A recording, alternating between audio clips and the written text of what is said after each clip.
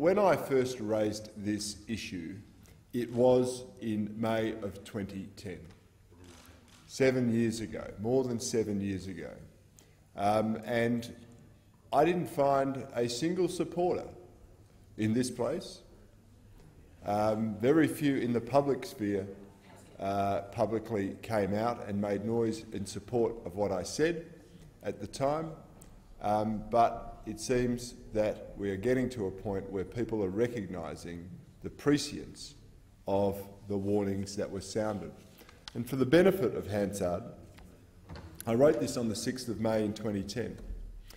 I said, in my mind, the burqa has no place in Australian society. I would go as far as to say it is un-Australian.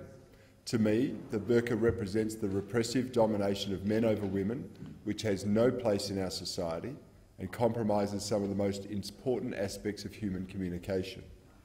It also establishes a different set of rules and societal expectations in our hitherto homogenous society. The same can be said for any number of areas where photographic identification is required. How many of us would ask for the veil to be dropped so that we can compare the photo with the burqa wearer's face?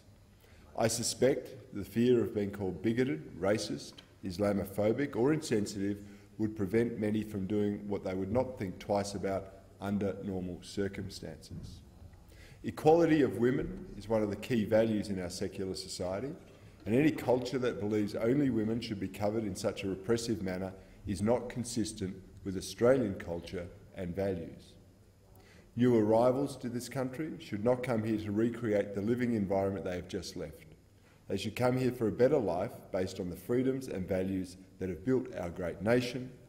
The burqa isolates some Australians from others. Its symbolic barrier is far greater than the measure of cloth it is created from. For safety and for society, the burqa needs to be banned in Australia. Now, those words today cause almost no reaction. People will, of course, disagree with them, but they cause almost no reaction because people know they're right. But at the time, the abuse and the criticism came from all fields.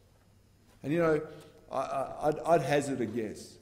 I'd hazard a guess that the women of Saudi Arabia and the women of Afghanistan would welcome this sort of debate and discussion in their parliament, because they want to be free of this cloak of anonymity, this flag of fundamentalism, this dehumanising garment that reduces a woman to the property of her husband.